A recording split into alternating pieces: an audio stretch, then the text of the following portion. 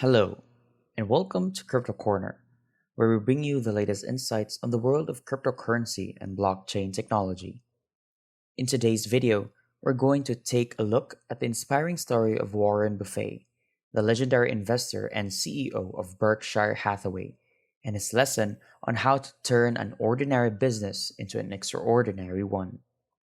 Buffet's story is a testament to the power of hard work, persistence, and a focus on the customer's experience.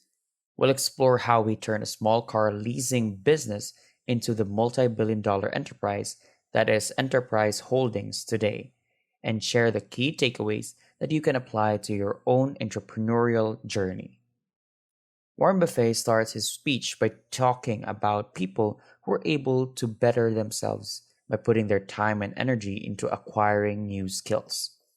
He emphasizes how remarkable it is to see what one can achieve with more skills. He shares that he wants to tell two short stories and draw some lessons from them. Buffett tells the story of a woman named Rose Bumpkin who arrived in Seattle in 1917 without knowing a word of English. She reunited with her husband in Fort Dodge, Iowa, and eventually moved to Omaha in 1990. She found a small colony of Russian Jews in Omaha and started feeling more at home. As her oldest daughter went to school, she would come home and teach her mother the words she learned that day.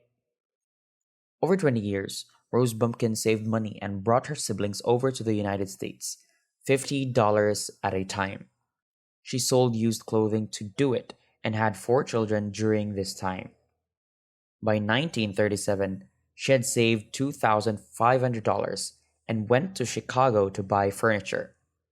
Her dream had always been to open a furniture store. Despite never going to school, she had the same spirit as the people in the room about having a dream and working to accomplish it. Buffet also shares the story of another woman who sold her business to Berkshire Hathaway. Like Rose, she started with $2,500. This woman, whose name he doesn't mention, began her business in her home with a few $100s. She worked tirelessly, eventually opening her own store and then expanding to other locations. Despite facing numerous obstacles, including being told she couldn't lease a space because she was a woman, she persisted. When she sold her business to Berkshire Hathaway, it was worth many millions of dollars. These people had one thing in common. They knew they had it in themselves. They knew they could be something beyond where they are. They were willing to put their time and their energies into bettering themselves. What we really could do with more skills is just remarkable. So we'd like to tell you a couple of short stories and maybe draw a couple of lessons from them. We would like to tell you of two women that each sold their business to Berkshire Hathaway, to us actually for many, many millions of dollars. Both of them started with $2,500. It was everything they had in the world, and one of them was a woman who landed in Seattle in 1917, couldn't speak a word of English, and had a tag around her neck that said Fort Dodge, Iowa. The Red Cross got her to Fort Dodge, where she was reunited with her husband, who had come to the country a couple of years earlier, and she lived in Fort Dodge for 2 years.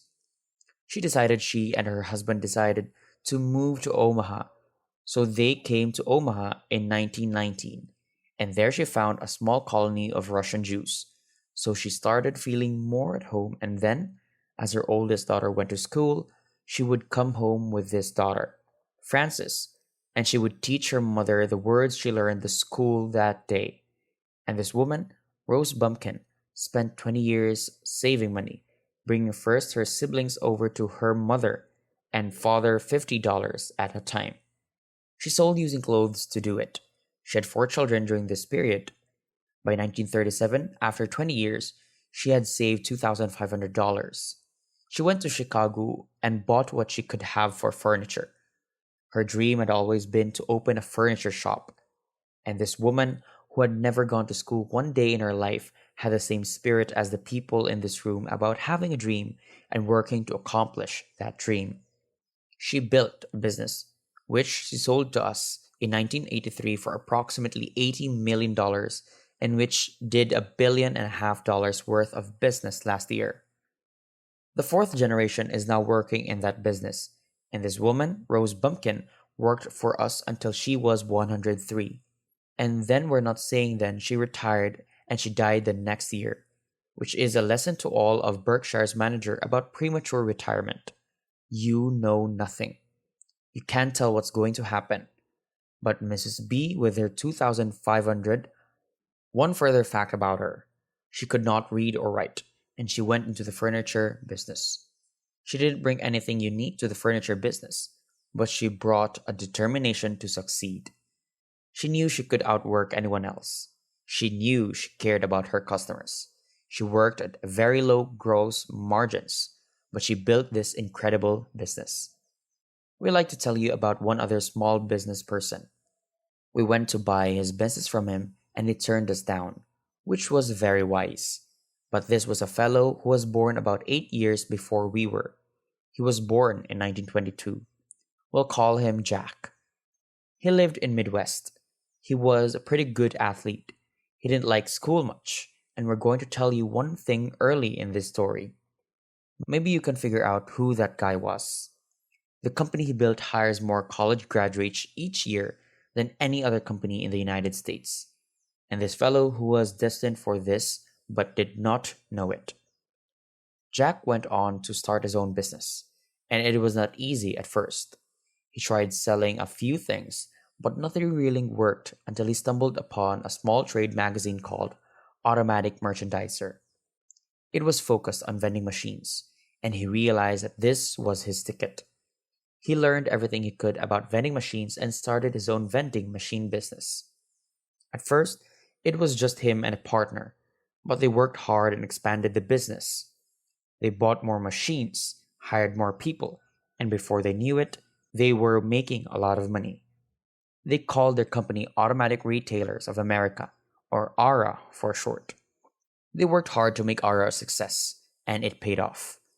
They were eventually able to take the company public, and it became one of the largest vending machine companies in the world. So, what's the lesson here? Well, we think it's pretty simple.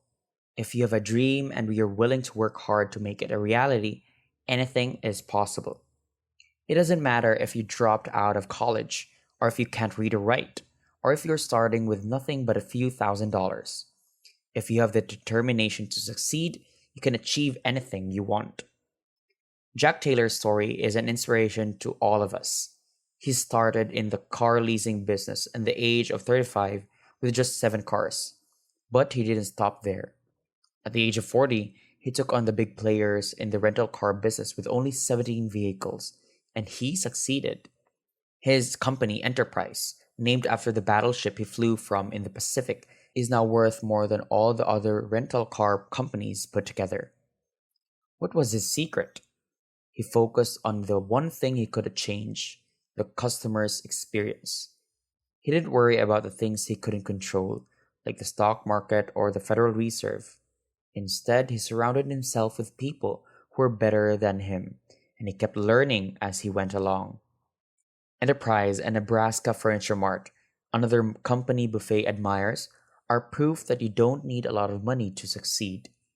Very little equity capital was added to Enterprise over the years as the business built on itself. Nebraska Furniture Mart has had no money put into it since the year 2500. Buffett also emphasizes the importance of working through other people and associating with people who will cause you to move in a better direction than you might otherwise have. The people you associate with will influence the direction you take in life. Finally, Buffett cheers on the graduates, saying that he admires their hard work and dedication. He believes that the best is yet to come for them, and encourages them to keep learning, surround themselves with great people, and focus on delighting their customers. Thank you for joining us in the journey through Warren Buffett's inspiring story. We hope that you've gained valuable insights on how to create an extraordinary business. Don't forget to like and subscribe to Crypto Corner for more inspiring stories and insights on cryptocurrency and blockchain technology.